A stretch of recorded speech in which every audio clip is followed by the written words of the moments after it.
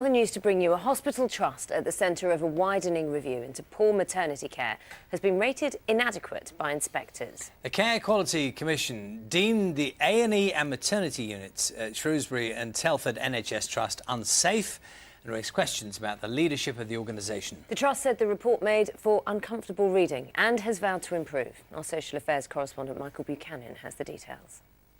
For 18 months, more and more families have come forward to raise questions about the maternity care they received at this trust over nearly 2 decades.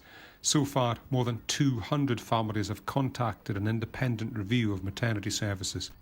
Why did you let me try natural birth when you knew that there was something wrong with his head? It could have been a completely different story. Throughout, the trust have insisted current care is safe, but today's report highlights a catalogue of failures.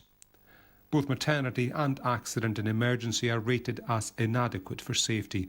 Staff say there was a culture of bullying and harassment.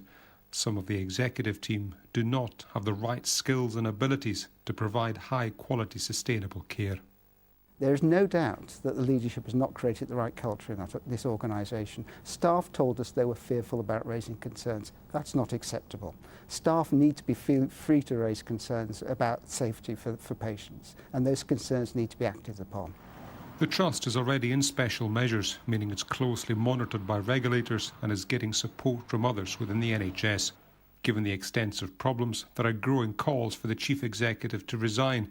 But Simon Wright says he won't walk away. I've worked in the NHS for nearly 25 years. My entire professional life has been part of that. I live in this community, my family live in this community. If I didn't think and believe that I was capable of leading this organisation, I would have already walked away. The Trust insists their care will improve and that there are pockets of good practice within their inadequately rated services. Michael Buchanan, BBC News.